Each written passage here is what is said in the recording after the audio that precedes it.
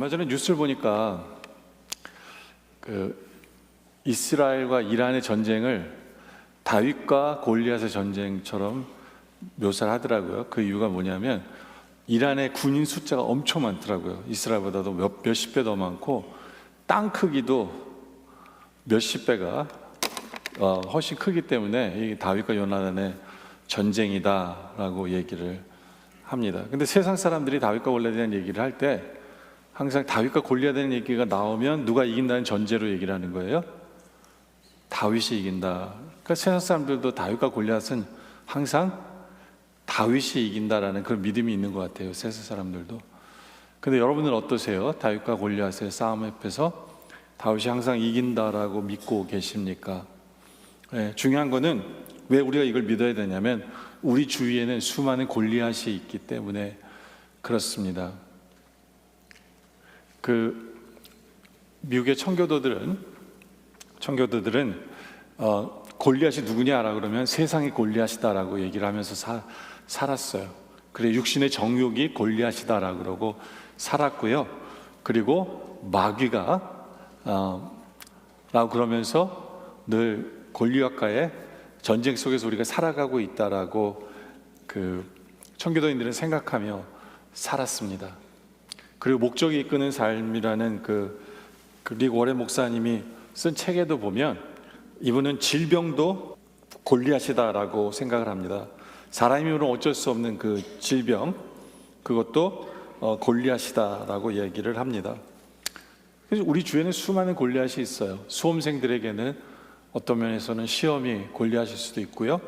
그리고 사업을 하는 분들은 그 사업이 골리앗일 수도 있고, 취업을 준비하는 분들은 취업이 골리앗이고, 자녀의 문제를 안고 있는 분들은 바로 그것이 골리앗이고, 가정의 문제를 안고 있는 분들은 바로 그것이 골리앗이다라고 볼 수 있어요.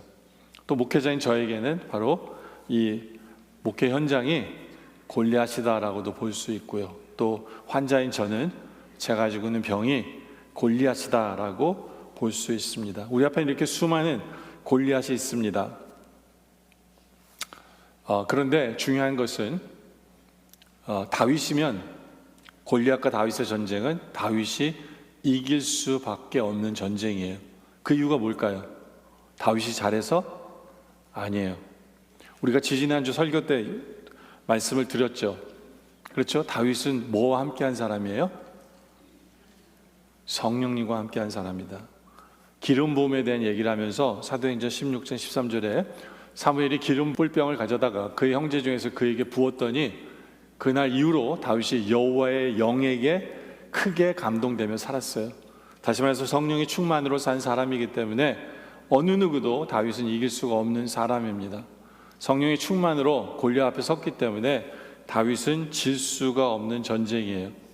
왜냐하면 우리 하나님께서는 우리를 사랑하셔서 골리앗과의 전쟁에서 우리를 승리로 이끄실 수밖에 없거든요. 우리를 사랑하시기 때문에. 그렇기 때문에 우리도 우리의 골리앗 앞에서 우리를 무찌르게 하시는 하나님의 사랑을 체험하며 살기를 원합니다. 그래서 오늘 설교 제목이 골리앗을 무찌르게 하시는 하나님의 사랑입니다. 그 골리앗을 무찌르게 하시는 하나님의 사랑, 어떻게 하나님께서는 골리앗을 무찌르게 하시느냐? 첫째로는 그건 뭐냐면 거룩한 분노가 있게 하심으로 골리앗을 무찌르게 하십니다. 다윗이 형들에게 점심을 먹을 것을 배달하며 하다가 골리앗이 하는 이야기를 들었어요. 하나님을 모욕하는 이야기를 들었습니다. 그게 오늘 본문의 10절이에요. 그 블레셋 사람이 이게 바로 골리앗이거든요. 또 이르되 내가 오늘 이스라엘의 군대를 모욕하였으니 사람을 보내어 나와 더불어 싸우게 하라 한지라. 그러니까 자기가 얘기해요. 이스라엘 군대를 모욕했다고.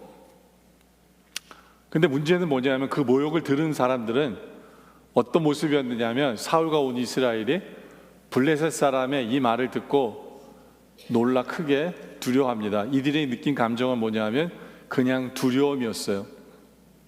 성령이 없는 이들의 마음속에는 하나님을 모욕하고 하나님의 군대를 모욕하는 그 소리를 들으며 거룩한 분노가 생기지 않았습니다.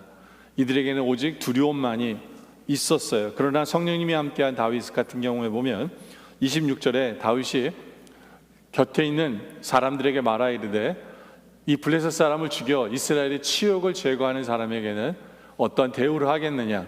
이 할례 받지 아니한 않는 블레셋 사람이 누구이기에 살아계신 하나님의 군대를 모욕하겠느냐라고 그 거룩한 분노가 다윗 안에 일어나는 것을 볼 수 있어요.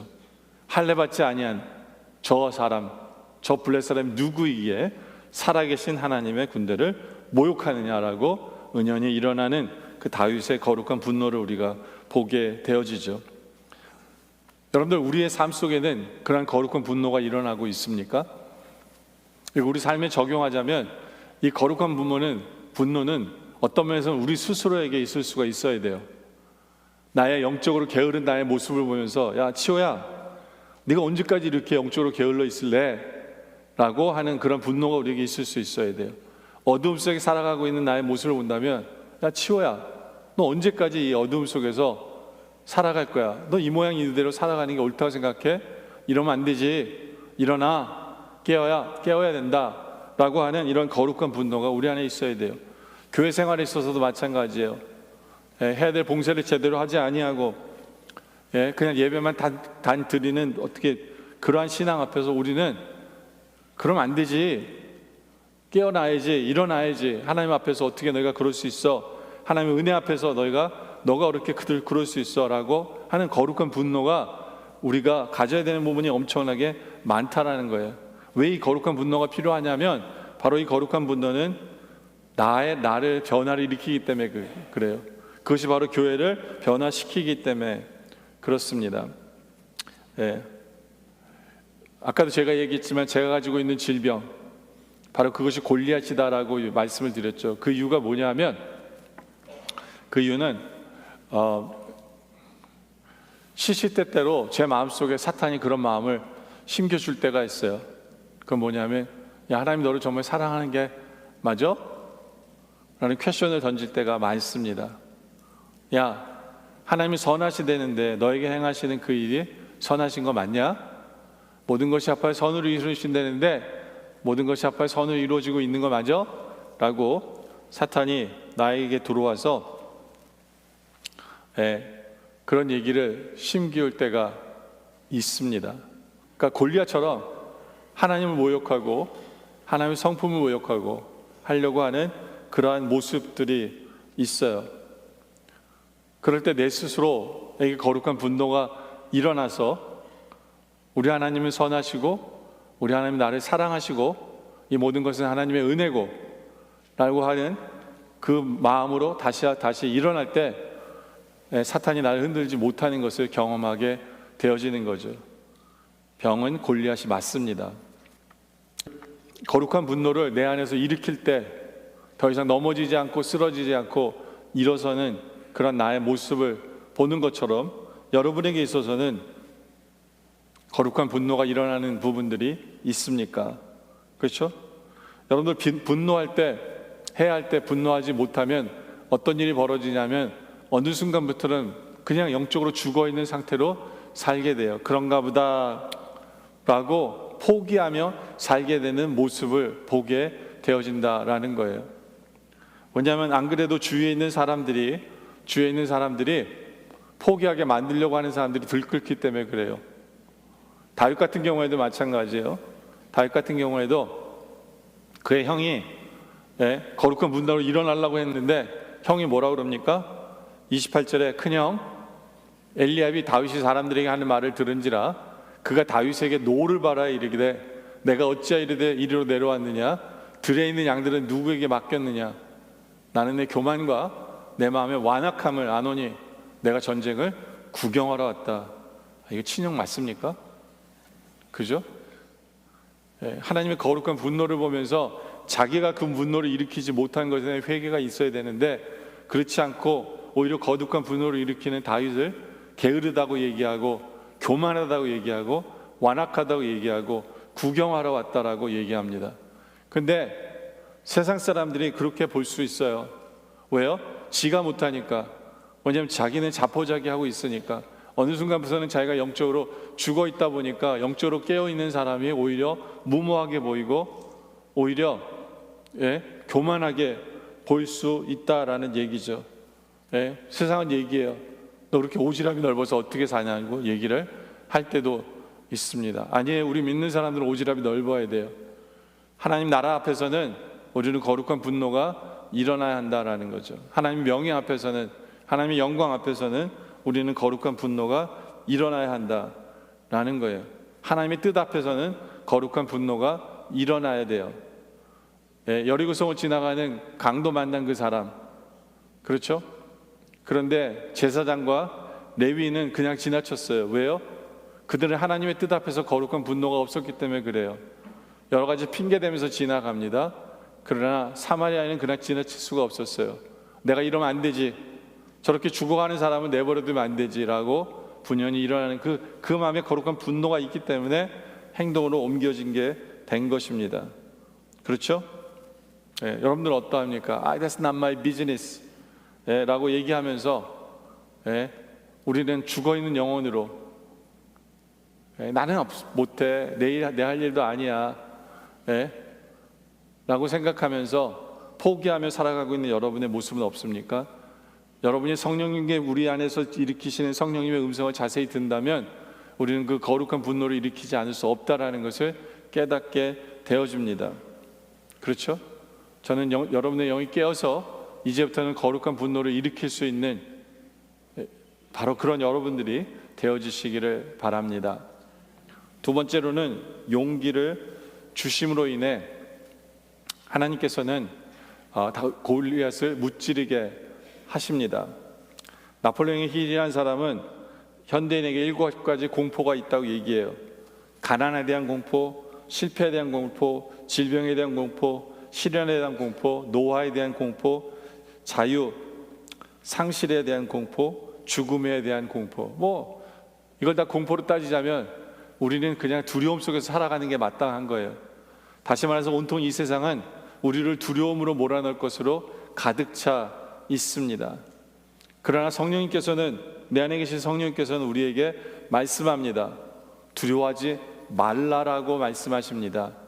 용기를 내라고 말씀하십니다. 담대하라고 말씀하십니다. 윈스턴 철치는 그런 얘기를 합니다.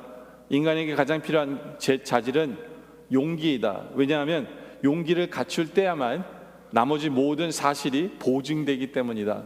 다시 말해서 우리가 용기를 가질 때야만이 일을 이룰 수 있게 되기 때문에 용기는 그래서 중요한 것이다 라는 거예요. 여러분들, 우리가 신앙생활하면서 수많은 골리앗 앞에서 우리가 가져야 되는 가장 필요한 것 중에 하나가 무엇인가 하면 용기입니다.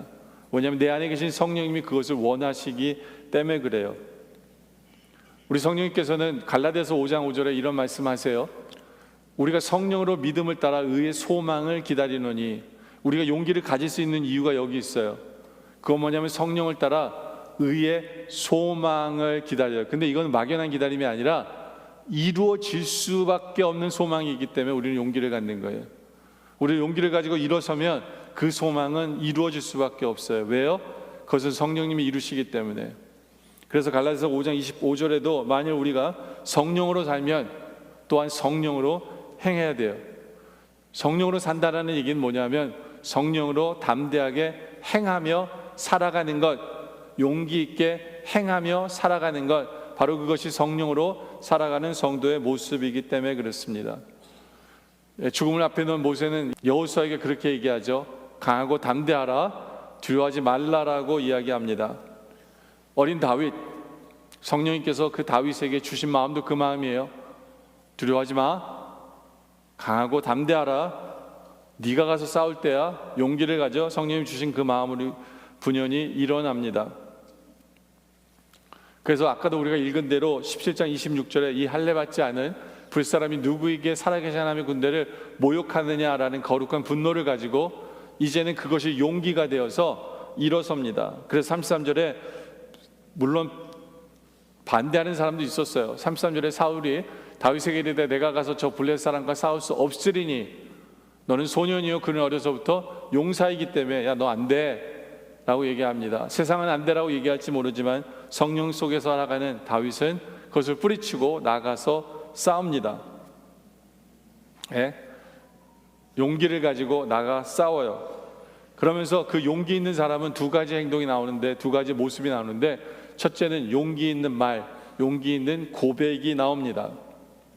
다윗은 이런 고백으로 나아가죠. 45절에 보니까 다윗이 블레셋 사람에게 이르되 너는 칼과 창과 단창으로 내게 나아오거니와 나는 만군의 여호와의 이름 곧 내가 모욕하는 이스라엘 군대 하나님 여호와의 이름으로 내게 나아간다라는 담대한 고백으로 나아갑니다. 46절에 보면 오늘 여호와께서 너를 내 손에 넘기시리니 내가 너를 쳐서 내 목을 베고 이스라엘 군대의 시체를 오늘 공중에 세워 땅에 들짐승에 주어 온 땅으로 이스라엘의 하나님이 계신 줄을 알게 할 것이다 라고 담대하게 외칩니다. 또 여호와의 구원하심이 칼과 창에 있지 아니함을 이 무리에게 알게 하리니라. 전쟁은 여호와께 속하는 것인지요 그가 너희를 우리 손에 넘기시리라 라고 담대하게 고백하며 나아가고 있는 모습을 보게 되어집니다. 담대한 고백. 여러분 어떠세요? 용기가 나지 않습니까? 그러면 하나님만 바라보며 이러한 고백이 우리에게 있기를 원해요. 이러한 간증이 우리에게 있기를 원하고 이러한 담대한 외침이 우리 스스로에게 있기를 원합니다. 세상을 향해서 이러한 외침이 있기를 원해요. 근데 용기 있는 고백만으로 끝나서는 안 되죠. 그것이 무엇으로 이어져야 합니까? 행동으로 이어져야 되겠죠. 그게 용기 있는 자 두 번째 모습이죠. 그건 뭐냐? 바로 다윗은 용기 있는 행동을 했다라는 거예요. 48절에 보니까 블레셋 사람이 일어나 다윗에게로 마주 가까이 올 때에 다윗이 블레셋 사람을 향하여 빨리 달리며 그냥 돌진이에요. 돌격. 그 거인 앞에 조금도 두려워하지 아니하고 거인을 향해 내달립니다. 그리고 손을 주머니에 넣어 돌을 가지고 물매로 던져 블레셋 사람의 이마를 치매 돌이 그의 이마에 박히니 땅에 엎드려지게 만듭니다. 골리앗은 거인이에요. 거의 2m 70 정도 되는 거인입니다. 다윗은 16살, 17살밖에 되지 않은 소년이에요. 근육량으로만 해도 엄청나게 차이가 많습니다. 힘을 쓸 수 있는 것만 해도 엄청나게 차이가 많아요. 그러나 그는 용기를 가지고 담대하게 골리앗을 향해 나아가는 그 행동하는 믿음, 행동하는 용기를 가지고 있었고 결국에는 그가 승리하는 것을 보여줍니다. 용기를 가지고 우리가 행동할 때 결국에는 그 결과는 하나님이 보증해 주십니다. 승리로 보증해 주시는 것이 우리 하나님이다. 골리앗이 넘어집니다.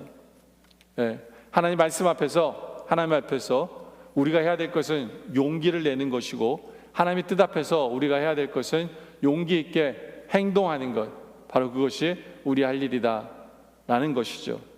미국의 월터 프레드릭이라는 59세의 노인이 있었는데 이분이 뭐 직장 생활에도 만족하지도 않았고 그냥 그저 그렇게 살아가고 있어요. 본인이 생각할 때. 그러다 보니까 59세인데 노인이라는 얘기를 듣고 살죠. 그죠? 저도 약간 요즘에 그런 모습이 보이는데 제 나이가 딱 이 나이인데 제가 딱 59세거든요. 근데 어느 날 교회에서 목사님 설교 듣습니다.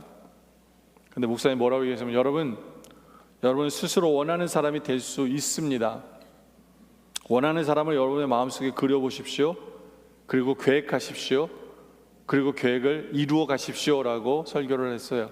그 말씀을 들은 이 사람이 그래 나도 해보자 해가지고 이 사람의 원래 꿈이 마라토너였어요. 근데 이 사람이 마라토너였는데 그때부터 새벽에 일어나서 뛰기 시작합니다. 연습을 하기 시작해요. 결국에는 59세 마라톤을 시작한 이 사람이 결국에는 마라톤 대회에 나가서 우승까지 거머쥐는 모습을 보이는 것을 우리가 볼 수 있는데요. 행동으로 옮겨야 돼요. 하나님 말씀 앞에서는. 하나님께서 여러분에게 어떤 도전을 주시든지 간에 어떤 말씀을 주시든지 간에 용기를 가지고 이제는 행동하는, 일어서는 여러분들이 되어지길 바랍니다. 그럴 때 하나님께서는 골리앗이 무너지는 것으로 여러분을 체험케 하시는 분이 우리 하나님이다 라는 거예요. 여러분 골리앗이 무엇입니까? 어떻게 보면 세상적으로 보면 불가능한 거예요. 그게 골리앗이에요. 그래서 우리는 그 핑계대고 안 할 수 있어요. 사업을 하려고 하면서도 자금이 부족하기 때문에 포기하자. 나는 머리가 나쁘기 때문에 공부도 안 돼. 그렇죠? 모든 게 안 되는 거 투성이인 사람이, 그러면 도저히 골리앗을 이길 수가 없습니다. 그렇죠? 그럼에도 불구하고 하나님 주신 용기로 일어서서 행동할 때 우리는 일어서게 되어집니다. 여러분들 용기를 가지고 일어설 수 있는 바로 여러분들이 되어지길 원해요. 네? 다윗은 어떻게 이렇게 용기를 가질 수 있었을까요? 그 주위에 있는 모든 사람들은 다 용기가 없어서 두려움에 떨었는데 어떻게 다윗은 용기를 가질 수 있었을까요? 그 이유는 다윗의 고백에 보면 나와요. 45절부터 보면 다윗이 블레 사람에게 이르되 너는 칼과 창과 단창으로 내게 나오니와 나는 만군의 여호와의 이름 곧 내가 모욕하는 이스라엘의 군대 하나님의 이름으로 내게 나오니. 세상 사람들은 큰 골리앗만 바라보지만 다윗이 바라보고 있는 사람은 누구냐 하면 만군의 여호와 하나님을 바라보기 때문에 일어날 수 있었어요. 하나님, 여호와 하나님만을 바라보면 일어나고 용기가 납니다. 46절에도 또 그렇게 고백하죠. 오늘 여호와께서 너를 내 손에 넘기시리니 내가 너를 쳐서 내 목을 베고 블레셋 군대 시체를 오늘 공중에 세워 땅의 들짐승에 주어 온 땅으로 이스라엘의 하나님이 계신 줄 알게 하겠다. 여기도 보면 이스라엘의 하나님이 계신 것, 살아계신 하나님을 바라보기 때문에 다윗은 일어설 수밖에 없었어요. 또 47절에 또 이렇게 시작하죠. 또 여호와의 구원하심이, 하나님을 바라보는 거예요. 칼과 창에 있지 아니하고 이 무리에게 알게 하리라. 전쟁은 여호와께 속한 것임을 알기에 그가 너희를 우리 손에 넘기시리라. 바로 하나님을 바라보기 때문에 다윗은 승리만을 바라볼 수밖에 없었고, 그렇기 때문에 용기 낼 수 없는 골리앗 앞에서 용기를 낼 수밖에 없었다라는 거예요. 저는 우리 영락의 성도들도 우리 앞에 골리앗이 있지만 하나님을 바라봄으로 말미암아, 만군의 여호와를 바라봄으로 말미암아 우리가 승리할 수밖에 없다라는 결론을 내고 앞으로 전진해 나아가는 그러한 여러분들이 되어주시길 원합니다. 그런데 용기를 가지고 나아갈 때 세 번째는 실력을 수반한 용기가 있어야 돼요. 그 페이트리엇 게임이라는 그런 영화가 있어요. 거기 보면 이 사람이 그 특수부대 그 출신이에요. 근데 이 사람이 영국에 여행을 갔다가 갑자기 영국의 황태자가 차에서 납치를 당하려고 하는 그런 테러를 목격하고는 바로 이 사람이 총을 든 납치범에게 달려들어가서 납치범을 무너뜨리고 왕세자를 구하는 일이 벌어집니다. 그것을 바라보면서 주위에 있는 식구들이 그런 얘기해요. 너 미쳤냐고. 너 진짜 오지랖도 넓다고. 어떻게 너는 총도 없으면서 맨손으로 저 사람들을 때려잡을 생각을 했느냐라고 했을 때 이 사람이 그런 얘기를 합니다. 왠지 모르게 내 안에서 나는 이러면 안 된다라고 생각이 들었대요. 그래서 자기는 일어설 수밖에 없었고 싸울 수밖에 없었다라고 이야기를 합니다. 근데 여기서 용기를 내고 그 사람들이랑 맞붙을 때 제일 중요한 게 뭔지 아세요? 뭘까요? 거룩한 분노가 중요할까요? 용기가 중요할까요? 아니에요. 그 용기를 이룰 수 있는 실력이 중요한 거예요. 이 사람은 특수부대라는 이미 훈련을 받고 이미 몇 사람을 때려잡은 실력이 있었기 때문에 거룩한 분노를 일으킬 자격도 있었던 거예요. 용기를 낼 수 있었던 자격이 또 있었던 거죠. 여러분, 실력이 없는 용기는 만용이에요. 미련함이고 무모함입니다. 골리앗을 무찌르고 나온 다윗은 분명한 실력이 있었어요. 다윗은 능력이 있었어요. 그래서 이게 만용이 되지 않는 거예요. 그의 고백 속에 그의 실력이 나오죠. 34절에 보니까 다윗이 사울에게 말하되 주의 종이 아버지의 양을 지킬 때 사자나 곰이 와서 양떼에게 새끼를 물어가면 내가 따라가서 그것을 치고 그 입에서 새끼를 건져내었고 그것이 일어나 나를 해하고자 하면 내가 그 수염을 잡고 그것을 쳐 죽였나이다. 이미 실력이 있는 거예요. 자기 스스로가 알고 있어요. 실력이 있는 거를. 와, 저는 곰을 이겨도 사자를 콧수염을 잡아가지고, 콧수염은 아니죠. 수염을 잡아가지고 사자를 물리치는, 이미 대단한 실력을 갖고 있는 사람이에요. 네? 그렇기 때문에 이 사람은 용기 내도 되는 사람이고 거룩한 분노를 내도 되는 사람이에요. 그런데 여러분들, 이 실력이 어디서 오는 거예요? 실력이 어디서 오는 거예요? 하나님께서 이미 그에게 실력을 쌓게 하신 것에서 오는 거예요. 하나님께서는 그를 목자로 세우셨어요. 그리고 그는 목자로서 충성했습니다.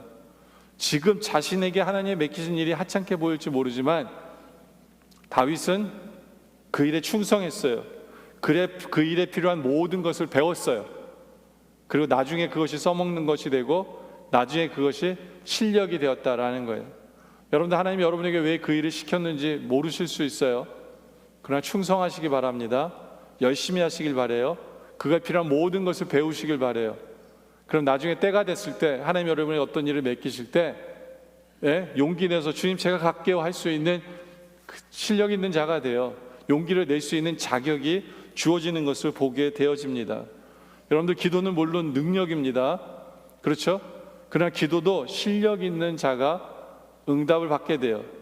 공부 안 하고 열심히 기도해 보세요. 안 되잖아요. 솔로몬처럼 나가서 1000번제를 들어보세요. 그리고 그 다음날 시험 쳐보세요. 네? 하나님이 다 솔로몬에게 지혜를 주셨지만 솔로몬도 그 주신 지혜로 나가서 그 시험 문제 공부해야만 잘 풀어요. 그렇죠? 공부해야만 하는 거예요. 마찬가지예요. 기도도 실력을 갖출 때 능력을 얻게 되는 거고 그 뒤에 능력을 체험할 수 있게 되어지는 것이다. 우리는 능력 있는 성도가 돼야 된다라는 거예요. 그리고 능력 있는 성도는 실패하지 않고 주신 그 훈련 앞에서 끝까지 포기하지 않고 하는 사람이 결국에는 실력을 쌓는 사람이 된다는 것을 기억하시기를 바랍니다. 다윗이 그랬어요. 어떻게 보면 이상한 장면의 말씀이 나와요. 40절에 보면 손에 막대기를 가지고 시내에서 매끄러운 돌 5을 골라서 자기 목자에 재구고 주머니에 넣어요. 돌 몇 개를 넣었다고요? 5개를 넣고 가요. 아니, 믿음의 사람이 왜 5개를 넣고 갑니까? 하나만 넣고 가면 되지. 그죠? 왜 5개일까요? 그래서 다윗의 믿음을 미니마이즈 시키지 않기 위해서 신학자들이 이런 얘기하는 사람도 있어요. 교수분들이 이런 얘기하는 분들이 있어요. 그 당시에 블레셋 안에는 5명의 거인 장수가 있었는데 다윗은 믿음이 좋아서 골리앗 자만 무찌러 간 것이 아니라 그 5명 다 꼬꾸라뜨리려고 가기 때문에 5개의 돌멩이를 가지고 갔다라고 얘기를 합니다. 근데 성경에 어디도 나머지 4을 썼다는 얘기가 없어요. 근데 저는 이걸 제 삶에 묵상하자면 이게 믿음의 문제가 아니에요. 다윗은 하나님께서 자기에게 실력을 주셨을 때 해본 사람이기 때문에 그래요. 무슨 얘기예요? 처음 던졌을 때 미스할 수도 있다는 것을 알고 있어요. 실력이라는 것은 계속해서 포기하지 아니하고 그 일을 감당해 나갈 때 그것이 실력이 되어지는 거예요. 물론 하나님의 은혜로 한 번의 돌로 무너뜨렸어요. 그러나 우리는 끝까지 해야 돼요. 그것이 실력이 되기 위해서 우리는 끝까지 해야 된다는 것을 우리에게 알려주시는 말씀이 바로 오늘 본문의 말씀이다 라는 거죠. 여러분들, 제가 아까 그런 얘기 한 적 있죠? 안 했나? 1부 때는 했는데 안 한 것 같아요. 지금 할게요. 왜냐면 1부 때는 첫 번째 포인트에서 했거든요. 그 얘기가 뭐냐면 우리 교회 성도님이 어느 미국 목사님이 설교를 보내주셔서 제가 그 설교를 듣는데 그분이 죽을 병에서 치료를 받은 목사님이셨어요. 그리고는 치유 세미나를 인도하러 다니는 분이신데 이분이 그런 얘기를 하시더라고요. 하나님이 고쳐주시겠다는 약속의 말씀이 있다면, 그러니까 치유의 전제 조건은 그거예요. 고쳐주시겠다는 말씀이 있다면 기억하십시오. 뭘 기억하느냐? 치유는 이미 시작되었음을 기억하십시오 라고 이야기를 하시더라고요. 예. 근데 제가 그 말씀을 딱 들었을 때 그런 생각이 들더라고요. 나중에 제가 다 고침을 받았을 때 암으로부터의 고침을 받았는데 문제는 내 다른 몸이 다 망가져 있으면 제대로 쓰임을 못 받잖아요. 그렇지 않겠어요? 그렇죠? 그래서 제가 그 말씀을 듣고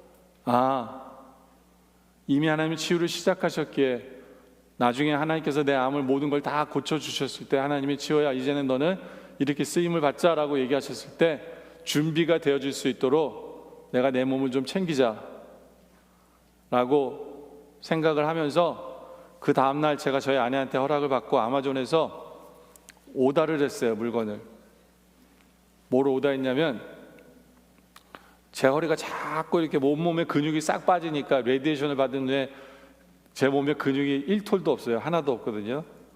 뼈밖에 안 남았어요, 지금 몸이. 그러니까 자꾸 몸이 근육이 이렇게 노인처럼 처져가요. 이러면 안 되겠다 해서 뭘 시켰냐면, 이 어깨를 이렇게 딱 펴주는 스트랩이 있어요. 배에다가 이렇게 차고 이렇게 어깨를 딱 잡아 당기면 어깨가 뒤로 이렇게 확 적셔져 가지고 딱 이러고 걸을 수 있도록 하는, 그래서 교정하는 이 스트랩을 제가 산 거예요. 그 아마존은 좋은 게 바로 오잖아요. 그날로 왔더라고요. 근데 이제 우리 와이프가 하필이면 그날 일을 간 날이에요. 일을 가면서 저한테 그랬거든요. 설명서 잘 읽어보고 해보라고. 그리고 오랫동안 하고 있지 말라고 저한테 그러더라고요. 알았다고. 근데 딱 보니까 설명서도 볼 필요가 없어요. 딱 이렇게 차가지고 이렇게 잡아 당기면 딱 이렇게 되더라고요. 그리고 차 보니까 편해. 그래서 우리 와이프가 일 갔다 오는 동안에 하루 왼종일 이거 다 차고 이렇게 하면서, 그래서 우리 와이프한테 그랬어. 야, 해보니까 아프지도 않고, 야, 이거 이러고 다니면 될 것 같아. 그랬더니 설명서 좀 읽어보래요. 그럼 안 되는데 설명서 읽어봤더니,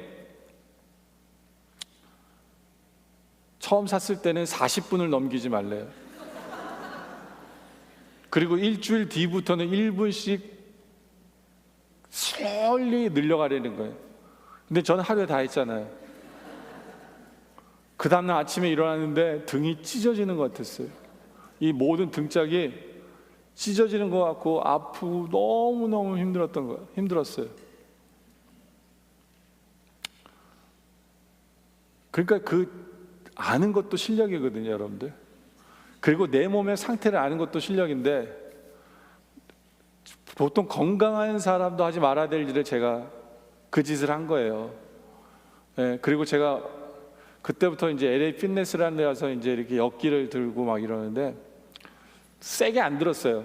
근데 문제는 이렇게 다리 운동도 해야 되기 때문에 운동해야 되는 것 중에 하나, 이렇게 두루넣어 가지고 뒷다리를 이렇게 들어 가지고 근육을 운동하는 게 있어요. 근데 그걸 하려면 꼭 두루넣어야 돼요. 엎드려야 돼.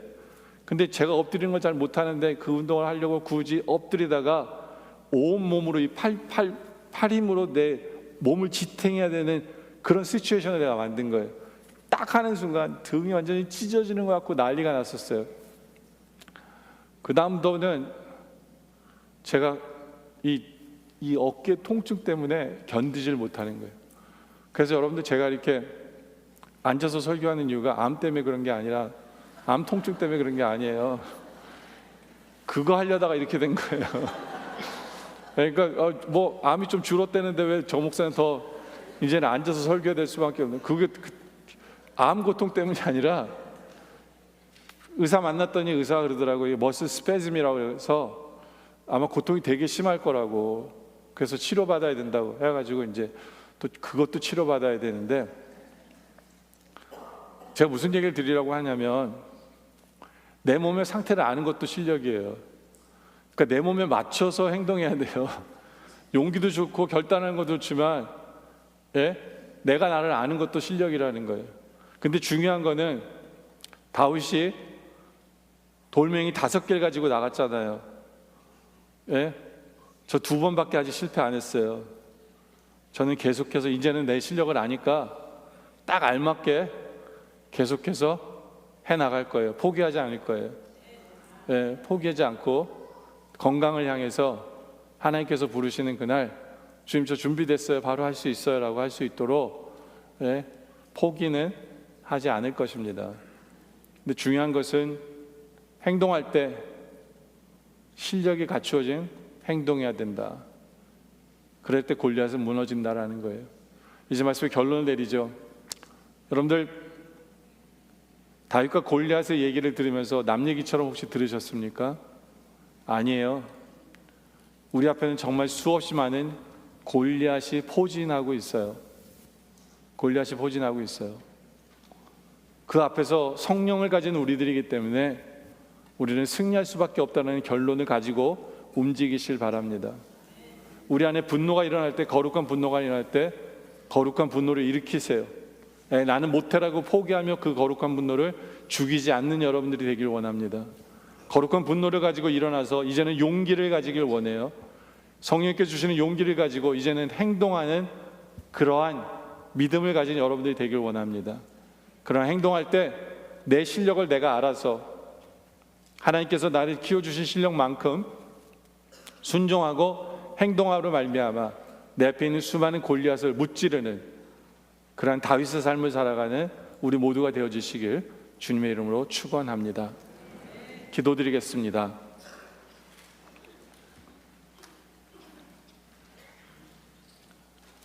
아버지 하나님, 우리 앞에 수많은 골리앗이 있음을 알려주심에 감사를 드립니다.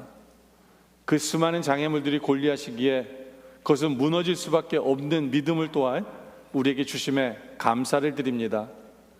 아버지 하나님, 우리가 성령님을 의지하여 내 안에 일어나는 거룩한 분노를 일으키게 하여 주시옵소서. 거룩한 분노로 나를 다스리게 하여 주시옵소서. 내 안에 게으름 앞에서 거룩한 분노로 일어나게 하여 주시옵소서. 아버지 하나님, 또한 성령님 때문에 우리 안에 용기를 가지게 하시고 행동하는 용기를 가진 우리 삶이 되게 하여 주시옵소서. 담대한 믿음의 고백이 있는 그러한 용기 있게 하여 주시고 오직 하나님만을 바라보기 때문에 그것이 용기가 되어 행동하는 믿음으로 이어지게 하여 주시옵소서. 그리고 그 용기가 만용이 되지 아니하고 하나님께 주신 실력 때문에 하나님께서 이미 맡겨주신 일에 충성함으로 살았기에 그것이 실력이 되어 골리앗을 무너뜨릴 만한 그 실력을 가지고 골리앗을 무너뜨리며 살아가는 매일매일의 삶이 되게 하여 주시고 매일매일의 우리의 삶이 승리로 간증하며 살게 하시며 매일매일의 우리의 삶이 그 승리를 주신 하나님께 영광 돌리며 살아가게 하여 주시옵소서. 감사드리며 예수님의 이름으로 기도드립니다. 아멘.